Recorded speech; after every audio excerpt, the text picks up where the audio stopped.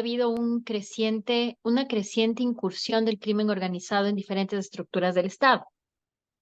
Lo que ustedes están viendo en realidad es algo que ha venido increciendo, si quieren ustedes, por los últimos 2 años. Empezó hace 2 años, recordarán ustedes, empezó realmente hace ya más también. Podríamos decir que incluso empezó como en 2018, 2017, por ahí teníamos algunos indicios, ¿no?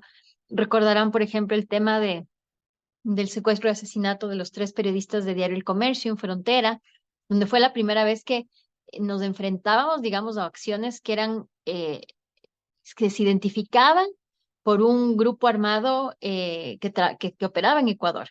Hasta eso, nuestra idea de los grupos armados eran los grupos armados de Colombia, que nosotros siempre nos habíamos preciado de que no habían entrado al Ecuador, que creo que era un análisis muy ingenuo de nosotros y partía exclusivamente del hecho de que nosotros no sentíamos esa violencia y no la veíamos, pero ciertamente ha estado aquí ya un tiempo, pero a partir de 2018, 2017 empieza a salir, entonces la ciudadanía empieza a ver.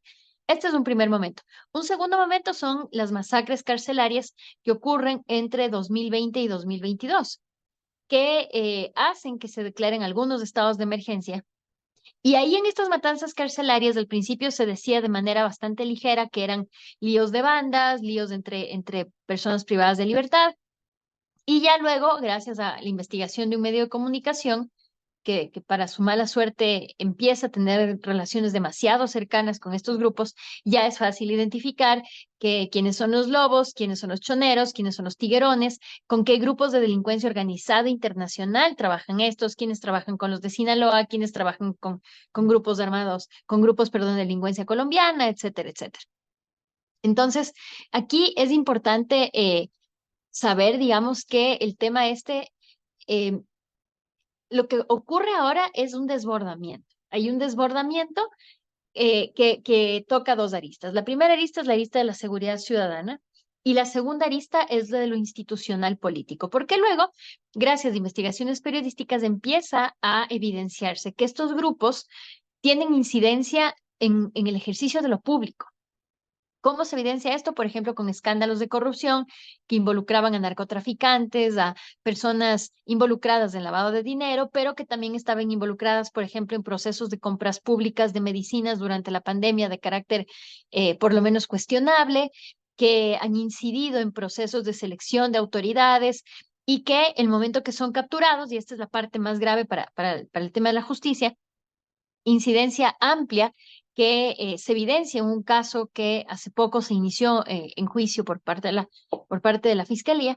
Hay varios jueces involucrados directamente con las mafias, ayudándoles a emitir sentencias favorables de acciones de garantías, por ejemplo, habeas corpus o acciones de protección, que son como sus tutelas, y también incidiendo ya también en la resolución de procesos penales. Todo esto sale a la luz y te estoy haciendo un resumen bien breve de una cosa que es mucho más compleja, pero todo esto sale a la luz y como lo entiende el ciudadano, es que la situación del país está como está o los delincuentes se han tomado tanto lo público como los espacios privados, es porque los jueces están trabajando en contubernio con ellos y son los jueces los que les permiten salir. Son los jueces los que les dan los habeas corpus. Son los jueces los que les dan las acciones de protección. Y sí es cierto que hay funcionarios judiciales que son parte del entramado de corrupción a favor de la delincuencia organizada. Por supuesto que no lo vamos a negar.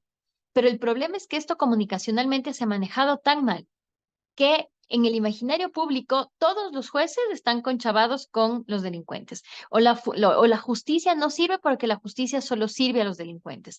Un poco acompañado de la narrativa de los derechos de los que lo inicia Bukele, digamos, la narrativa de los derechos de los buenos versus los derechos de los delincuentes. Entonces, sí creo, y a propósito, ahorita que vengo de un evento que hicimos con jueces provinciales y jueces de la Corte Nacional, un tema que discutíamos era precisamente cómo este contexto ha deteriorado la confianza ciudadana en la justicia y qué debería ser la función judicial para retomar esa confianza.